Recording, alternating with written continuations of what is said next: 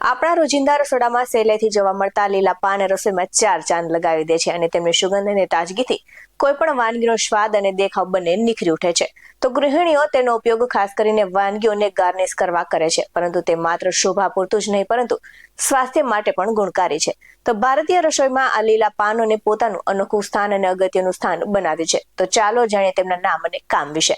નમસ્કાર દર્શક મિત્રો, બેસ 90 ન્યૂઝમાં આપની સાથે હું છું નેહા પટેલ.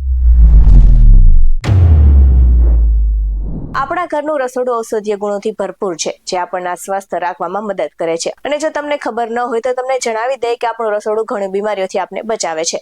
તો ભારતના રસોડામાં કોથમીરનો ઉપયોગ સૌથી વધુ થાય છે અને કોથમીર ખાવાથી આપણું આરોગ્યને લાભ પણ મળે છે. તો કોથમીર ખાવાથી કોલેસ્ટ્રોલનું પ્રમાણ ઘટે છે. આ સાથે જ કોથમીર પાચનની તંદુરસ્તી જાળવવામાં ખૂબ જ સારી રીતે મદદ કરે છે અને કોથમીરના પાનને ભોજનમાં સ્વાદ વધારવાની સાથે ઘણી બીમારીઓનું જોખમ ઘટાડવામાં પણ ફાયદેકારક સાબિત થઈ શકે છે. તો હૃદય રોગથી લઈને ડાયાબિટીસના જોખમને ઘટાડવામાં તેમજ પાચનની તંદુરસ્તી જાળવવા માટે પણ તમે તેમનો લાભ લઈ શકો છો. તો હેલ્થ એક્સપર્ટનું માનવું છે કે દરેક ઉંમરના લોકો તેને ડાયટનો ભાગ બનાવી શકે છે, કેમ કે ધાણા એકંદરે સ્વાસ્થ્ય માટે ફાયદેકારક ગણવામાં આવે છે. તો કોથમીર કોલેસ્ટ્રોલનું જોખમ ઘટાડીને તમારા હૃદયને સ્વસ્થ રાખવામાં મદદ કરે છે અને આ સાથે જ અમુક અભ્યાસોમાં પણ જાણવા મળ્યું છે કે બેડ કોલેસ્ટ્રોલ લેવલને ઘટાડવામાં કોથમીરના પાંદડા ફાયદેમંદ છે. તો આ સાથે જ હાઈ બ્લડ પ્રેશર ધરાવતા લોકોમાં પણ કોથમીર ખાવાના ફાયદા જોવા મળે છે. તો આવી સ્થિતિમાં તેના સેવન કરવાથી હૃદયના સ્વાસ્થ્યમાં વિશેષ લાભ થઈ શકે છે. તો કોથમીર શરીરમાં બ્લડ સુગરનું પ્રમાણ ઘટાડીને ડાયાબિટીસની ગૂંચવાયેલી બાબતોથી બચાવી શકે છે અને આ સાથે જ કોથમીરના પાંદડામાં રહેલા તત્વો બ્લડ સુગરને ઘટાડવામાં મદદ કરે છે અને કોથમીરના પાંદડા શરીરને મુક્ત રેડિકલ્સથી થતા નુકસાનથી પણ બચાવે છે.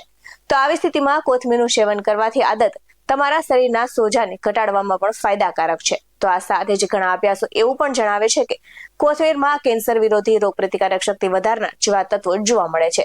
તો કોથમીરમાં એન્ટીબાયોટિક અને એન્ટીફંગલ ગુણો પિમ્પલ્સ અને ફોલિયો જેવી ત્વચાની સમસ્યાઓ દૂર કરવામાં પણ ખૂબ જ ફાયદેમંદ છે. આ સાથે જ વાળના મૂળને તે પોષણ આપે છે. તો આ સાથે જ એક વાત જણાવી આપું કે હંમેશા દેશી લીલી કોથમીર જ ખાવી જોઈએ અને યોગ્ય માત્રામાં જ ખાવી જોઈએ.